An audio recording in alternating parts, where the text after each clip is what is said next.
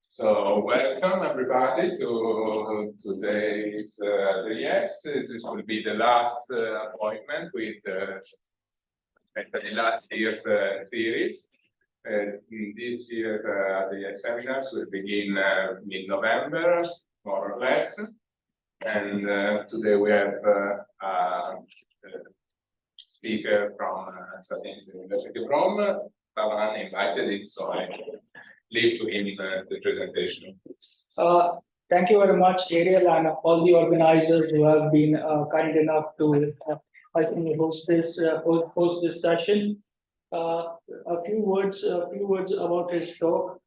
Diffusion processes are actually play a very central role in both in physics as well as probability theory and mathematics. For example, if you take the classical diffusion equation, the stochastic process that one come across is Brownian motion, and this was the intuition of none other than Einstein himself, who proved the theory of molecules, existence of molecules using the theory of Brownian motion. But the story does not end in Brownian motion. We have further generalizations of Brownian motions, and this further generalization leads to fractional differential equations and non-local differential equations. The stochastic process and probability theory is actually quite involved in it both, and also its application. So on this note, Lorenzo will be giving a talk on Fox H measures and his work on this non-Gaussian processes. Thank you, Lorenzo. Please. Thank you, Pavan. Thank you, Ariel, for this introduction. And I'm really grateful to Pavan for invited me to this really great institution for research. And today I will present one of the main topics of my PhD thesis, which will focus on a class of non-Gaussian measures and related analysis, which are defined through Fox H functions that we see during the slides. And also I would like to thank my supervisor, Professor Begin in Rome, and my hosting professor, Luis da Silva from the University of Italy. So the present slides will be divided into four chapters. The first one will be an introduction to Fox H functions and the way in which we apply them in probability theory through defining some classes of densities and some which will be used also to prove how to use generalized Wright functions as characteristic functionals, which this kind of functional will be used to define these Fox H measures in a non-Gaussian settings.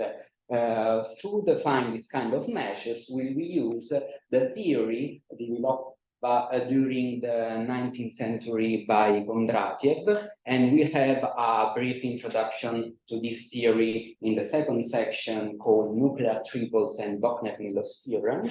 And in the third part, I expose briefly some results about our research.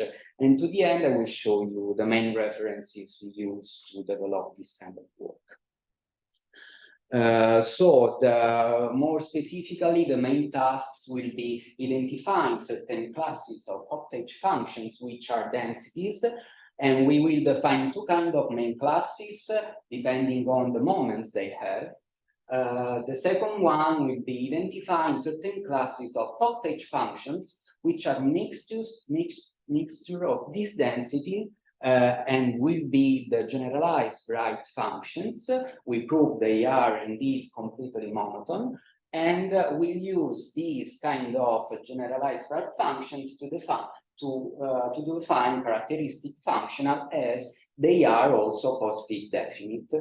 At the end, we'll define the class of Fox H measures through the theory of non-Gaussian measures of nuclear spaces, and I will show you briefly some of the properties and the Fox H Brownian motion that we'll use also for further studies in future. and as studying is time change representation as in Markov processes, or also study, as also Pavan said, the differential equation associated to this kind of stochastic process. So we can start by the definition of a Fox-H function. These kind of functions appear probably at the beginning of, at the end of 19th century, and only in the middle of 20th century was defined by Fox in 1961. And we see that there are some parameters, M and PQ, which are natural numbers, and say how many parameters like A and B, alpha and beta should have this kind of function, and they are defined through a Mellin-Bernstein integral, which is a kind of integral which is defined on complex plane. Indeed, we are integrating the kernel function in the complex number.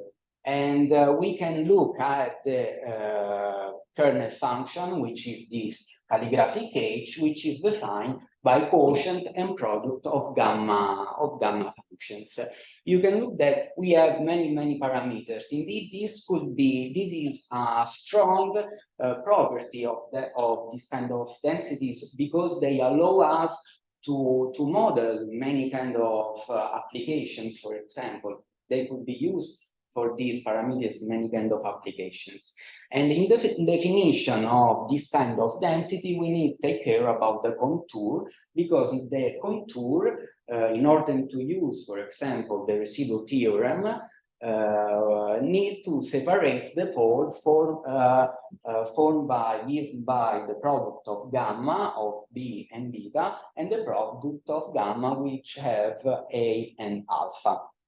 We can have a look to this image. This picture is taken from Wolfram Mathematica, which is really useful in this kind of field. Indeed, nowadays, Professor Marichev is working on Wolfram Mathematica to implement this kind of function also for application, for examples.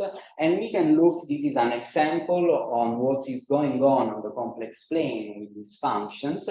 Indeed, these black crooks are the poles that are given by the parameters B and beta, while the gray crooks are the poles given by the parameters A and alpha, and the contour plot could be chosen in the literature. For example, the main suggested contour that the authors refer to are these three. We can look that this yellow one is a contour that go to minus infinite definitely, or the blue contour that go parallel to the imaginary axis. So otherwise, we can choose the red contour which go to plus infinity.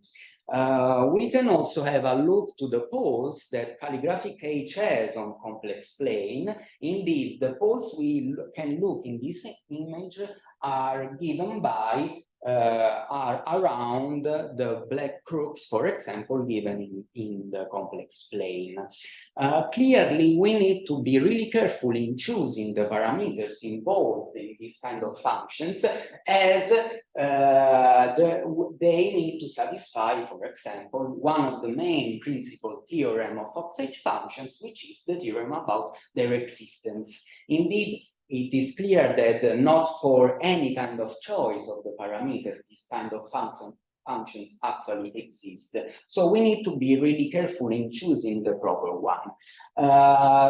We can define, to giving a help in this kind of X-instance stuff, we can define these new parameters, which are the most important for Fox-H functions, which are the A star, big delta, and mu, which say in which sense and with which contour this kind of Fox-H functions could exist, can give values. For the application we are interested in, the contour we are choosing is the one that goes definitely parallel to the imaginary axis, and we will work with Fox-H functions that has this kind of properties for the parameter A star. So we have A star greater than 0, or if we have the parameter A star equal to 0, also the parameter mu should be less than -1. Now what happens after 50 years of the Fox paper about Fox H functions? This paper by Carter and Springer will appeared, and in this paper they give a first application of this kind of functions in probability theory. Indeed, they define properly, they defined the Fox H random variable, which are random variable whose density can be expressed by a Fox H functions in this way. They didn't give properly assumptions on the parameter. They only give these parameters such that the function clearly should be positive and the integral should be equal to 1 as every kind of density. What we have done in our work was giving at first this this lemma in which we are able to specify just a bit more aptly the values that the parameter could take in order to have a density. Indeed, we can look at these 4 assumptions. The last one, which is a bit more strong, we need to ask the non-negative of this function. And apart of this, the third one is about the existence, and the first 2 are about the integrability of this kind of functions. Indeed, if we have this assumption, we can say that the function rho properly is a Fox H density. It is a density on positive numbers. We have a normalizing constant, which is equal to the kernel function calligraphic H valued in 1. And also we are able to compute its Laplace transform for non-negative numbers. But what we are interested in are properly these other kind of densities. So this is the second class, a subclass of Fox H densities that we call Fox H DAM, because they have all the moments, and we have this formula that can express their moments.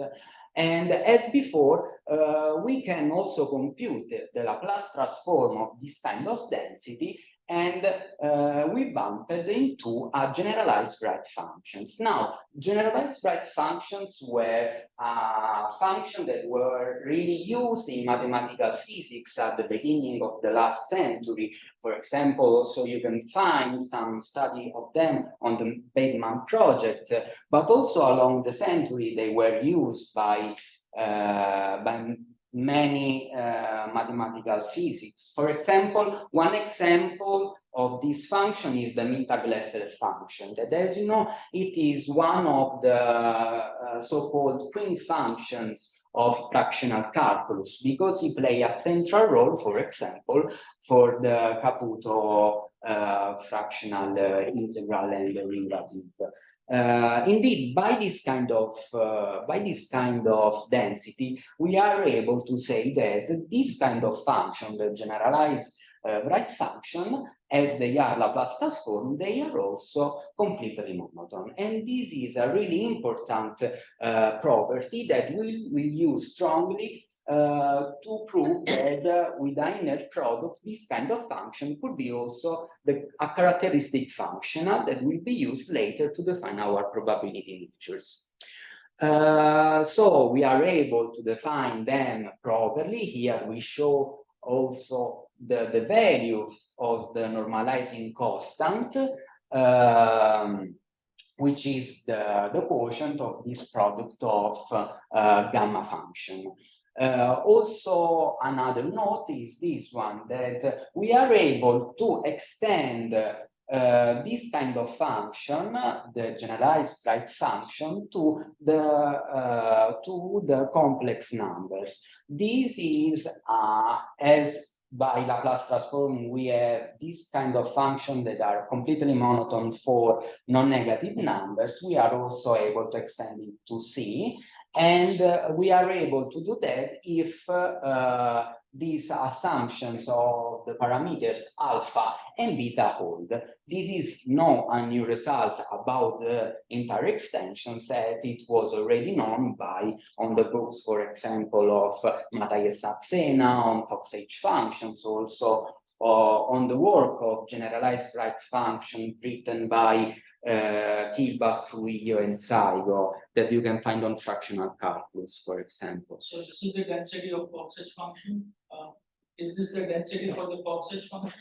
This is the density for the Fox-H yes, function? yes. This is the density. This is the yes. It is the density of Fox-H function whose Laplace transform is the generalized Wright functions. So we can, if we apply the Laplace transform of this value, we find our generalized Wright function. And for this reason, we can say that they are completely monotone. You are looking at a certain class of Fox-H function, right? Yes, yes, exactly. Then we will work also on the slides. I will show you later. We are working with this kind of density. So we are working with density which have all the moments. This is a really strong property for the theorems we need to prove in non-Gaussian settings. So yeah, this is the density we are probably interested in, and this is their Laplace transform. Now we also have some examples of this kind of functions. Indeed, we can say that for these values of the parameters, we found 8 classes of densities. The first one properly is a distribution, is the delta centered in 1, but from C1 to C7, they will be properly functions. And the first one could be seen as a generalization of gamma densities.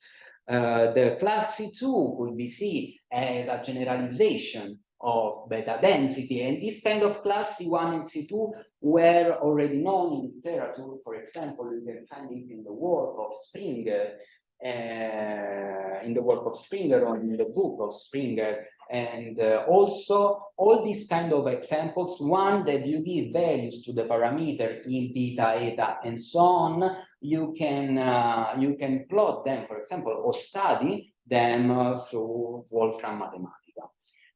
We also can go on. Class C3 could be seen as a mixture of beta and gamma density. The class C4 is one of the most interesting, as it is a generalization on M-Wright density. M-Wright density is that density whose Laplace transform is the Mittag-Left function. So we are expecting to find many useful functions by compute the Laplace transform of the class C4.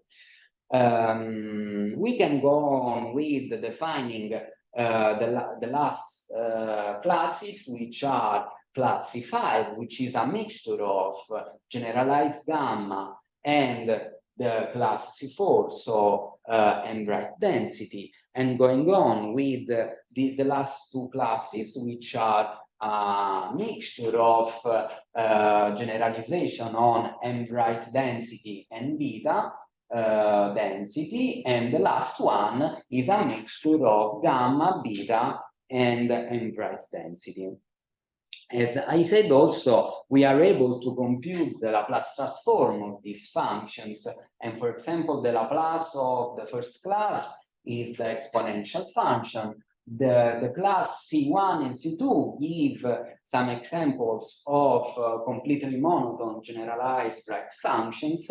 And as here we don't have time to see, but for example, if we choose properly the parameters in class C4, For example, if we choose L equal to 1, rho equal to 1, and beta is the free parameter, and if we compute the Laplace transform of these H functions with these chosen parameters, we found that his Laplace transform is the Mittag-Leffler function. So we automatically have that it is also completely monotone. Is it possible to have two-parameter Mittag-Leffler function? Yeah, also that. Yeah. For example, on choices. Yeah. You need a bit to play with the parameters, but there are many examples in the paper which is now on archive. We give some examples of special functions in mathematical physics that could be seen as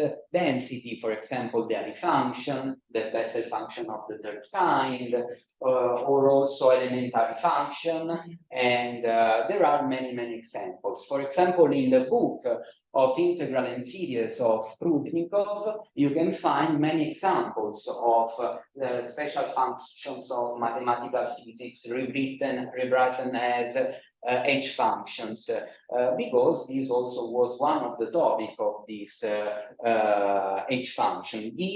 I think give a representation of those special functions that were studied at the beginning of the last century in mathematical physics. So yeah, here we don't have the time, but we give some example of real actual functions in class C1, C2, C3, and C4 by choosing the parameters. Okay, now we can move to the present briefly the theory behind non-Gaussian measures on nuclear spaces. So now we introduce briefly what are nuclear triples. This kind of spaces were defined in the last century, and they start properly by having a real separable Hilbert space with a norm.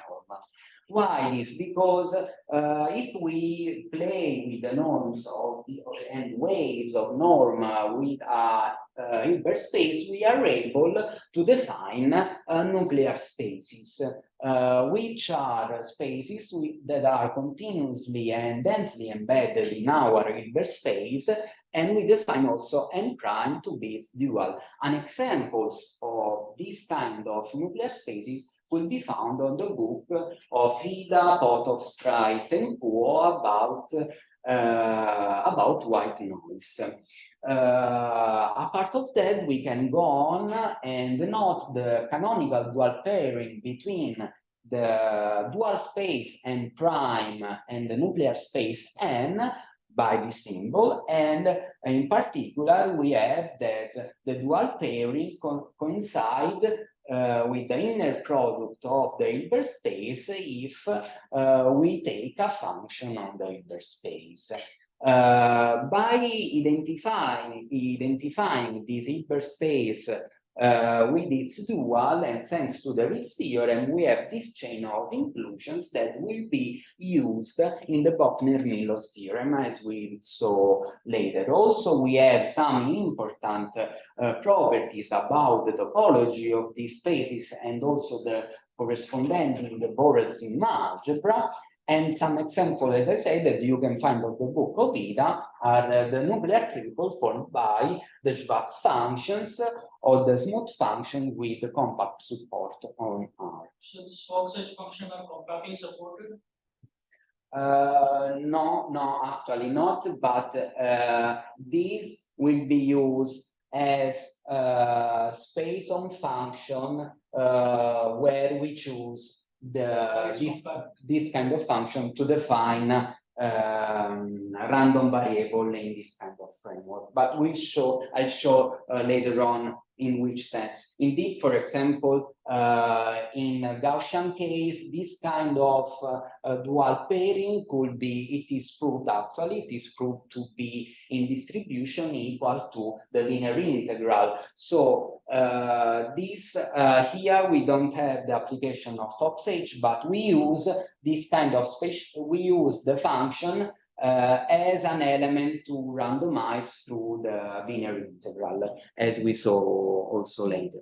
So if we define also the characteristic functional on this kind of nuclear spaces, where clearly it should be continuous, positive, definite, and normalized to one to have a probability measure, we are able to use the Bochner-Millos theorem on nuclear spaces. Indeed, once we have a characteristic functional on n, we are able to define a unique probability measure on the measurable space formed by the dual space of n and the Borel sigma algebra on this dual space by the famous formula or the Fourier transform. You can look on the picture. As I saw before, for example, in the Gaussian case where MC is a Gaussian measure, we can look at this random variable as a binary integral, and we recover, for example, the white noise space by this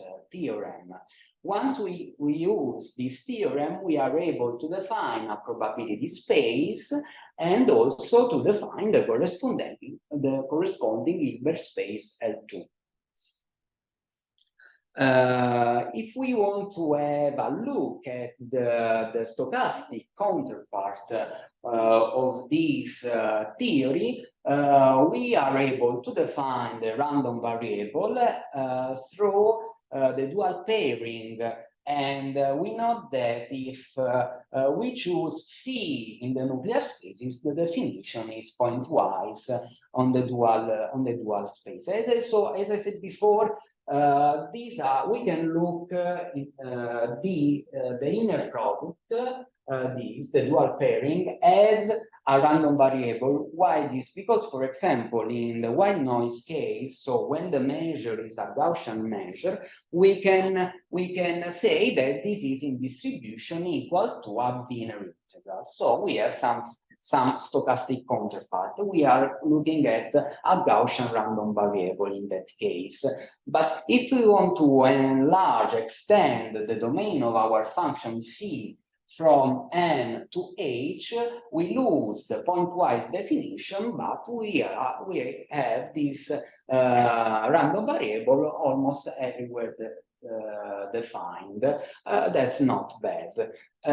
We are also able to define clearly, compute later the generalized moment for this kind of function, which will be also will coincide with the moments of the stochastic process we want to define in this kind of framework.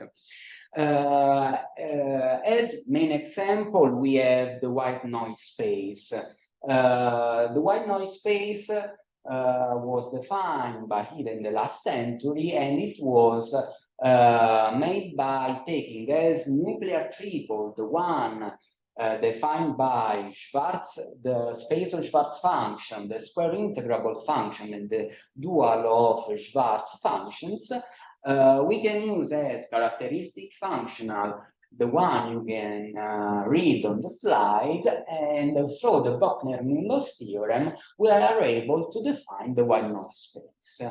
Once we are working in this space, we are able to compute the moments of the random variable, and here we have an example of stochastic processes in this kind of framework. That is, as we extended the domain to n to h, that in this framework means that here in the inner in the dual pairing, instead of elements in Schwarz, we are able to use elements in the square integrable function. We are able to use the indicator function, and it means that we can look at the Brownian motion as a collection of random variables using the indicator function in this way.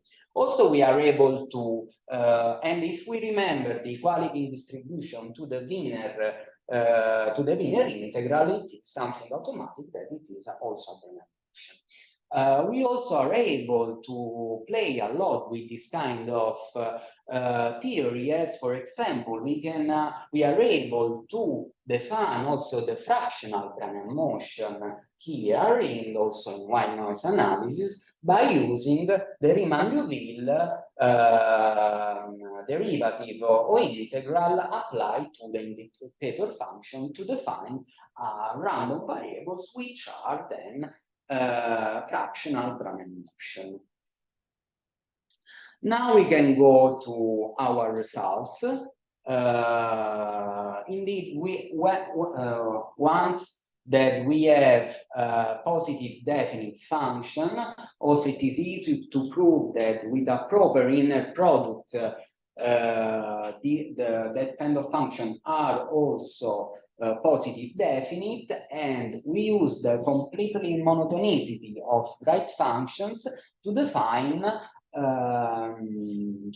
characteristic functional on a Hilbert space that we call H, and we are able to use the Bochner-Millos theorem with generalized Wright functions and nuclear triple, the Schwarzschild function L2 and the dual of S, to define our measure that we call Fox H measures. Once we have these measures, thanks to the Bochner-Millos theorem, we can define the probability space that we call Fox H space, and also the Hilbert space L2. After that, we are able to study the first properties of this kind of measures.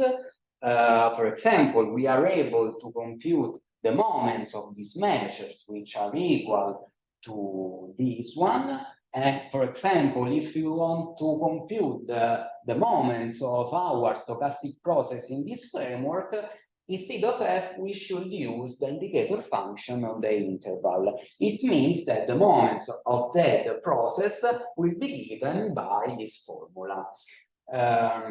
We can note that this kind of measures has the odd moments equal to 0. So the non-zero moments are only the even ones. Why are the odd moments equal to 0? Why the odd moments are equal to 0? Okay, they are centered around 0. Yeah, they are centered. Yeah, we can say that they are centered. There are some techniques to give also odd moments that are different from 0, but this will be for further studies in future. But there are also a way to have non-zero moments. Also, thanks to the mixed moments of this measure, we are able to compute the covariance, for example. So if you want to look at this formula for stochastic processes, if we choose here, instead of f, the indicator function between 0 and t, and instead of g, the indicator function between 0 and another time s, here we'll have the covariance for this kind of, for the stochastic process in this framework. For example, from here we can also recover the Gaussian case clearly. If we choose properly the parameters, we can nullify the product of gamma, so we have the moments of classical Brownian motion, also fractional Brownian motion, and also here, if we choose properly the moments to nullify the product of gamma, we can look, we have here the isometry of the covariance, where this will take, as happens for the Brownian motion, actually this will be the mean between the two times we choose for computing the covariance. Is that where mu h actually enters in that FNG? Where is the mu h? The mu h. No, sorry. Yes, this should be a C, not a G. Thank you. Yes, the measure is here inside. this is the measure, the H measure, so the one we computed before, mu of H. Yes, sorry, this is a typo. And here we have the inner product of L2. That one is the inner product of the Hilbert space we choose. So that integral over there for inner product is with respect to the measure mu H, is it?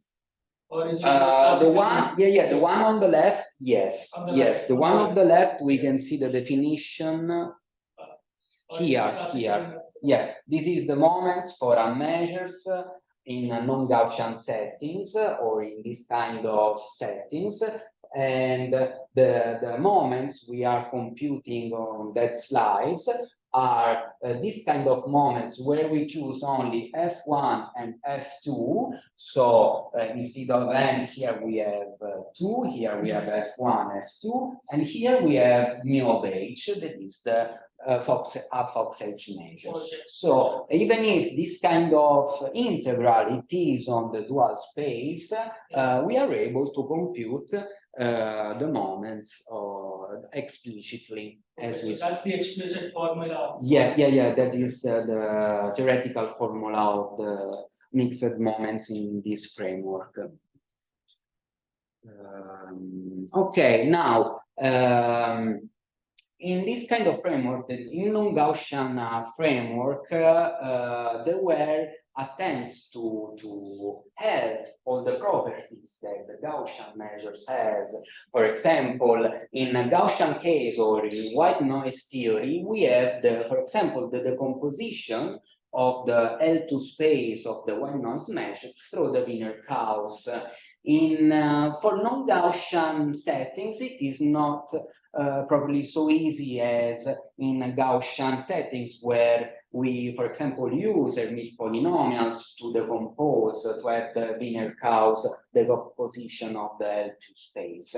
So during the 90s, the work, for example, there were many works made by Kondratiev for non-Gaussian measures and many other authors, where they study ways to generalize that kind of tools that Gaussian measures have. And for example, they were able to extend the notions of Hermite polynomials for the composition of the spaces and through the Apple system, and which actually are a system of some polynomials called Apple polynomials and also some differential operator. And this kind of system, Apple system, allow us, for example, to study in a really good way functional of this kind of stochastic processes of stochastic random variables. And for example, we are able to construct the space of test function, or also the space of distribution, where we'll be able to study, for example, the notion of the noise, or also the don't scale delta function as functional of Brownian motion, or also many other kind of functionals. But to have this kind, in order to prove the existence of this kind of Apple system for a non-Gaussian measure, in this case, it is mu H, we need to prove these two properties. The first one is about the holomorphicity of a sort of Laplace transform in this kind of framework. And the second one is about the non-negative of this measure on the open and non-empty set in the Borel-Sigma algebra.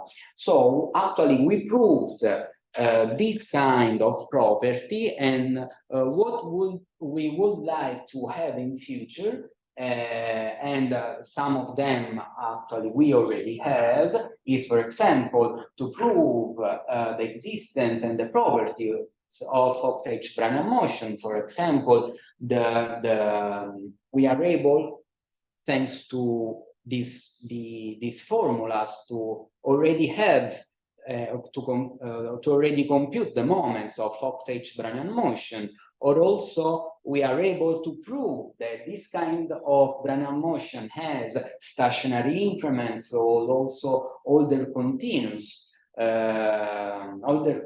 trajectory. This means that may in future will be able to build a stochastic calculus based on this kind of process. We could also use them in the theory of semi-Markov processes, which are nowadays having a strong research effort. That means that this kind of stochastic process we have could be represented as a composition of a classical Brenner motion or fractional Brenner motion and a time change, so a stochastic process that is increasing octet values in positive numbers. Also, we are able to have a representation of this kind of process as a product of a random variable and, for example, a fractional Brenner motion. As I said, we'll be able to study the properties of Donsker delta functional, for example, its mean, or also the existence of local times for this kind of Fox-H-Brenner motion. We will be able to prove the existence of Fox-H noise. These, for example, from point 4 and 5, we need strongly upper system in order to construct the distribution space as we will define and prove the existence of Fox-H noise in the space of distribution. So that kind of upper system are more than needed.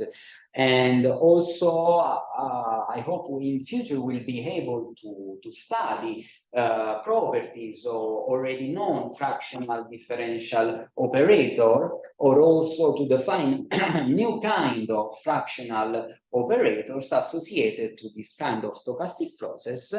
Also, the green measures to solve differential equation and many others properties or functional that this kind of really rich theory allows us to study. These are the main references. The second one is the classical one of the classical book about white noise theory. The third one is one of the most important, I think, paper made for non-Gaussian measures. The third one is the main book we use to study Fox-H functions. And the first one is the first part of the work I presented here that now it is on archive. So thank you for your kind attention. This is the mail for questions. Thank you, Lorenzo, for the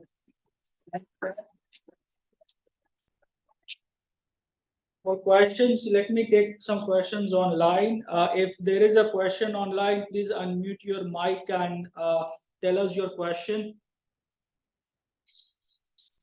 Aaron, do we have anyone?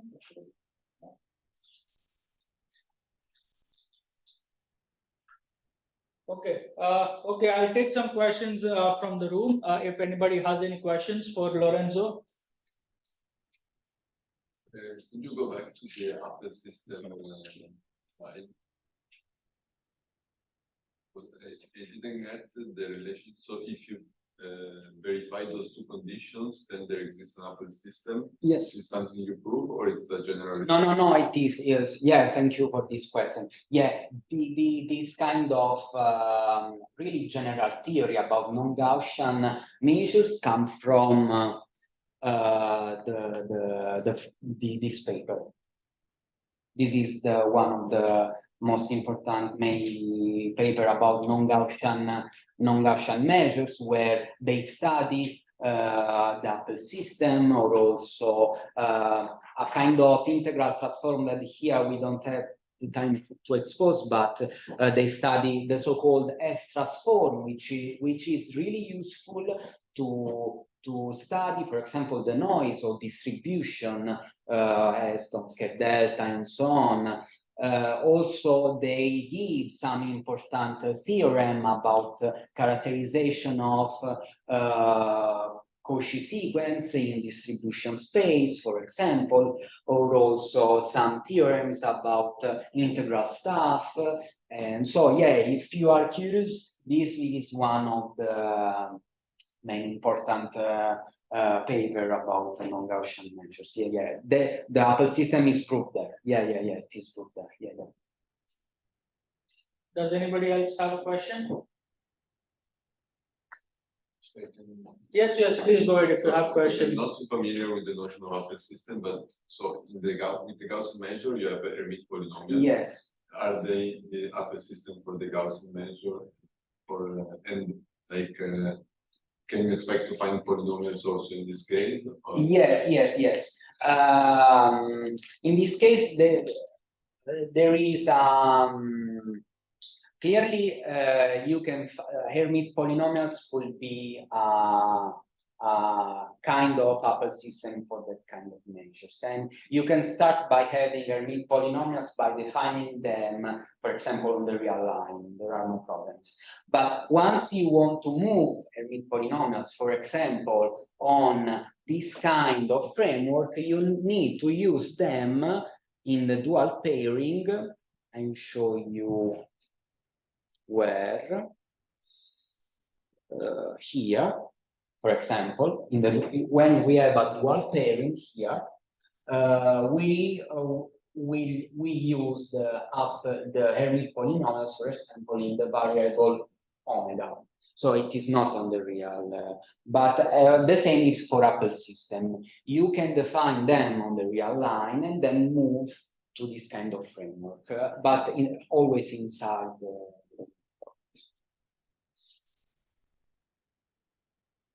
Do we have more questions? Lorenzo, I think you have a burning desire to ask one more, right? No. No, go for it. No, go for it. Lorenzo versus Lorenzo. So I have one question. Yeah. So this Fox Edge functions plays the same role as Mittag-Leffler for fractional. Yeah, I hope so. Actually, for example, it is written on the paper in archive, but the Laplace transform of this kind of density with properly chosen parameters could be the eigenfunction of the Bessel operators, which are operators that were defined by Luchko, I think. Okay. They proved that. On the generalized fractional derivatives, that paper of Luchko. Yeah. For the Laplace transform of this density are eigenfunction of that kind of fractional operators. So I hope that this kind of theory could help also, for example. But is there, but do you speculate it, or is there a work that has been carried out to show that this C4 of yours are actually eigenfunctions of this? Properly, yes, it is not the whole class. It is not the whole class of the Laplace transform of this, but just one example. So, for example, if you choose L equal to 2 and you choose also the other parameters and you compute the Laplace transform, then the Laplace transform is the eigenfunction of the Bessel operator. Okay, and there is a work that shows. It is on our paper in archive. Okay, I'll have a look later on. We can discuss also later if you want. Sure. If you go on the first paper, there is a remark where we say the parameters you need to choose for getting the eigenfunctions. Okay. Also, for example, the density in class C2. Are if you took eta equal to 1, you have the kernel of the multiple Ederle cover operators, the one that Virginia Kiriakova studied in their books or in their works, for example. So there are some of these kind of functions appearing in this kind of framework. So I hope that in future there will be some more strong link between these fractional operators and these kind of functions. Good work. Anybody else have a question? Doesn't matter if it is trivial or not, we are here to learn. So if you have a burning desire, you have not understood something high level idea, so go for it. All right, so no questions. Thank you very much. Thank you. Lorenzo, for the nice talk. This is actually a very useful work. You seem to have pieced together many pieces of work into one piece of work. I quite appreciate that fact. I'm pretty sure that this will be useful. Someday I might invite you again for the same talk, but in another setting. Thanks. Thank you. Thank you very much, Lorenzo. Thank you. Bye.